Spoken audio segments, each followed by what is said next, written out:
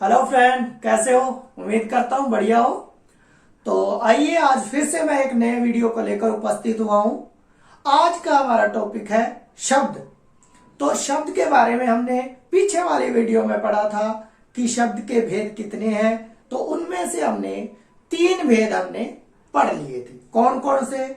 उत्पत्ति के आधार पर शब्द, अर्थ के आधार पर शब्द और रचना के आधार पर शब्द।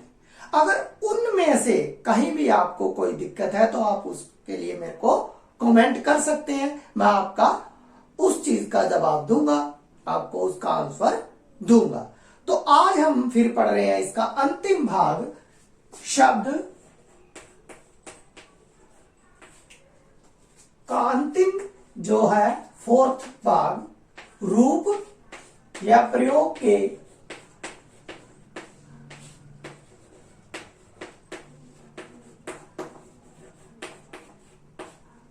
आधार पर शब्द। अब व्याकरणिक दृष्टि से प्रयोग के आधार पर 2 तरह के शब्द माने गए हैं।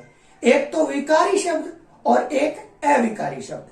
जो वाक्य में विकार पैदा करते हैं उनको हमने विकारी शब्द कहा, या जिनके कारण विकार पैदा होता है, ठीक है। और जिनके कारण विकार पैदा नहीं होता उनको हमने अविकारी शब्द कहा।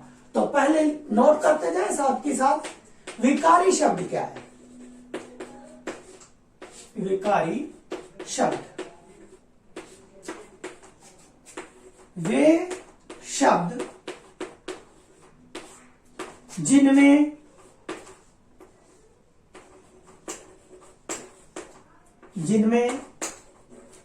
लिंग, वचन और लिंग, वचन, काल और कारक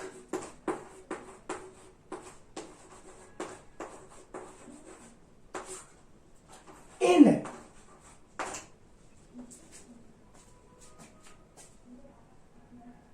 कारक के कारण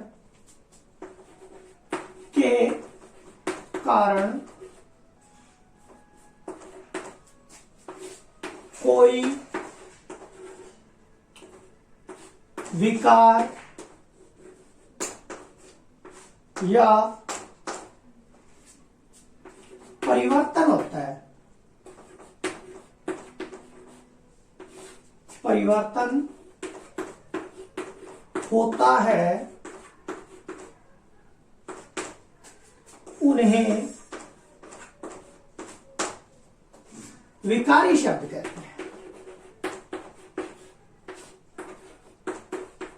शब्द कहते हैं।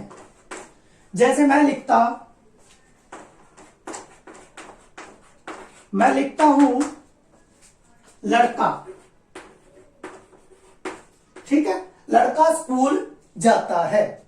मैंने लिखा लड़की स्कूल जाती है। तो अब इसमें परिवर्तन हुआ ना, संज्ञा है ये। तो इसका लड़के का लड़की हुआ, तो किसके कारण हो गया? लिंग के कारण। इसी तरह मैं लिखता कि लड़का स्कूल, लड़का भोजन खाता है, लड़के भोजन खाते हैं, ठीक है। ये किसके कारण? वचन के कारण परिवर्तन हो गया। अब एक चीज और साथ के साथ नोट कर लें आप कि परिवर्तन होता किनके कारण है, विकार पैदा किनके कारण होता है। तो इसके भी 4 प्रकार है। देखिए, पहला आता है संज्ञा।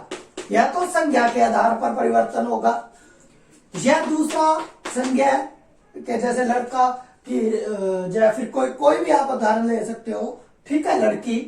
इसी तरह सर्वनाम के, जैसे हम से हमें, तुम से तुम्हारा, तुम्हें, ठीक है। इसी तरह तीसरा है हमारे पास विशेषण, अच्छा बुरा, ठीक है, उसकी विशेषता के आधार पर भी परिवर्तन। और अंतिम है इसमें क्रिया, पढ़ना, सोना, खेलना, ठीक है। इन चारों के कारण इन चारों को हम क्या बोलेंगे? विकारी, ठीक है, क्योंकि कारण वाक्य में विकार पैदा होता है। समझाया? कहेंगे किसको, एक बार फिर से देखिए, वे शब्द जिनमें लिंग वचन काल कारक के कारण कोई विकार या फिर परिवर्तन या बदलाव होता है। किन चार की वजह से बदलाव होता है? या तो संज्ञा की वजह से, या सर्वनाम, या विशेषण, या फिर क्रिया की वजह से। इन चारों की वजह से ही क्या होगा? विकार होगा। तो अब आप इसका स्क्रीनशॉट ले लीजिए।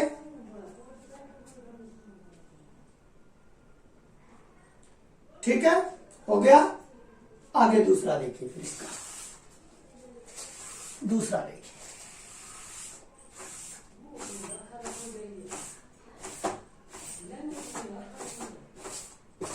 अब दूसरे में क्या है हमारा? पहला था विकारी, तो दूसरा है हमारे पास अविकारी।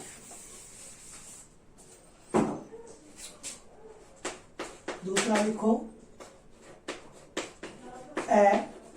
अविकारी शब्द वे शब्द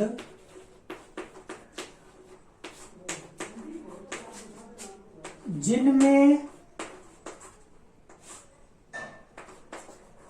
लिंग वचन काल और कारक के कारण कोई परिवर्तन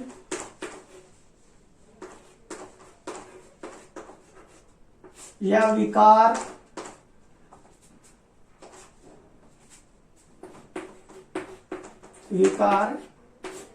पैदा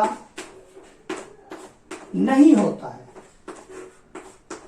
नहीं होता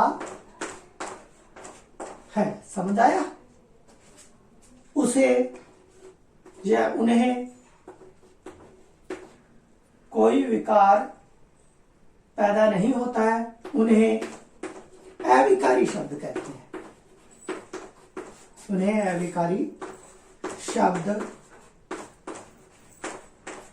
कहते हैं। जैसे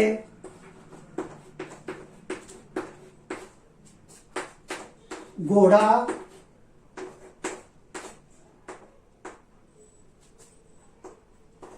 बहुत, घोड़ा तेज दौड़ता है, तेज दौड़ता है। अब इसमें तेज क्या है? विशेषता है घोड़े की। इसी तरह मोहन धीरे धीरे पड़ता है। ठीक है, तो अब विकार इसमें नहीं होता। जब घोड़ा दौड़ता है तो उसमें हम लोग कहते हैं कि विकार नहीं हुआ। किन की वजह से नहीं होता? इसके भी चार है, चार तरह के शब्द होते हैं। पहला है क्रिया विशेषण, जो क्रिया की विशेषता बताते हैं। दूसरे नंबर पर आता है संबंध, जो संबंध बताते हैं, संबंध बोधक। ठीक है, और तीसरे नंबर पर आ जाता है समुच्चय, जो जोड़ते हैं शब्दों को, समुच्चय बोधक। और इसमें अंतिम होगा विस्मयादि।